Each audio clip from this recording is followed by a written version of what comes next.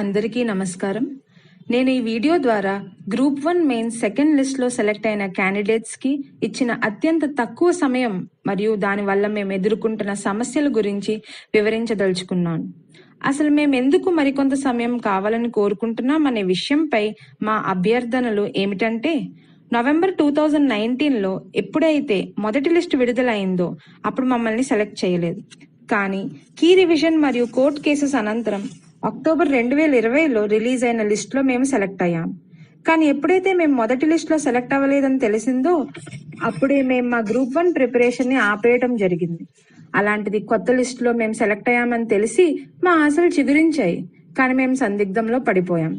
ఎందుకంటే 1 సంవత్సరం క్రితం వదిలేసిన మా ప్రిపరేషన్ ను ఇప్పుడు కేవలం 45 రోజుల వ్యవధిలో పూర్తి చేయవలసిన పరిస్థితి. ఫస్ట్ లిస్ట్ లో సెలెక్ట్ అయిన వాళ్ళతో పోల్చుకుంటే ఎంతో వెనుకబడి ఉన్నాం. దానికి తోడు మారిన సిలబస్, ప్రస్తుత గ్రూప్ 1 సిలబస్ యూపీఎస్సీ సిలబస్ కన్నా హెచ్చు. ఎన్నో కొత్త అంశాలని వాళ్ళు యాడ్ చేయటం జరిగింది. ఇలాంటి వాస్ట్ సిలబస్ ని 45 రోజుల్లో పూర్తి చేయటం మానవ సాధ్యం కాదు.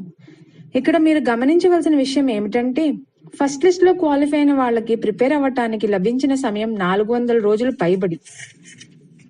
కానీ కీలో ఉన్న తప్పుల వల్ల మేము సెకండ్ లిస్ట్ లో క్వాలిఫై అవ్వటం వల్ల మాకు లభించిన సమయం కేవలం 45 రోజులు మాత్రమే. ఇది ఎంతవరకు న్యాయం? దానికి తోడు ఎంతో మంది హేళనకి కూడా గురవుతున్నాం. ఫస్ట్ లిస్ట్ లో సెలెక్ట్ అయిన క్యాండిడేట్స్ మా మీద చేస్తున్న విమర్శలకి మాకెంతో బాధ వేస్తున్నది. నేను ఇక్కడ ఒక ఉదాహరణ ఇవ్వదలుచుకున్నాను. యూపీఎస్సీ 2015 టాపర్ గా నిలిచిన టీనా డాబీ గారు కూడా ప్రిలిమ్స్ జస్ట్ క్వాలిఫై అయ్యారు. కానీ ఆవిడ జనరల్ కేటగిరీలో టాపర్ గా నిలిచారు. ప్రిలిమ్స్ ద్వారా ఒకరి సామర్థ్యాన్ని అంచనా వేయటం ఎంతవరకు న్యాయం? దయ ఉంచి మాకు జరిగిన ఈ అన్యాయాన్ని గుర్తించండి. అందువలన సెకండ్ లిస్ట్ లో క్వాలిఫై అయిన వాళ్ళంతా మనం ఎంతో నమ్మి ఎంచుకున్న మన ప్రియతమ ముఖ్యమంత్రి గారిని కలిసి మన బాధని వ్యక్తపరిచే ప్రయత్నంలో భాగస్వాములు అవుతారని కోరుకుంటున్నాం. ఈ వీడియోని లైక్ చేయండి, షేర్ చేయండి.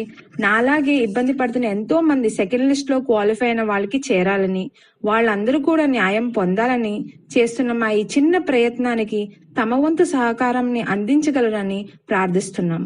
ధన్యవాదాలు.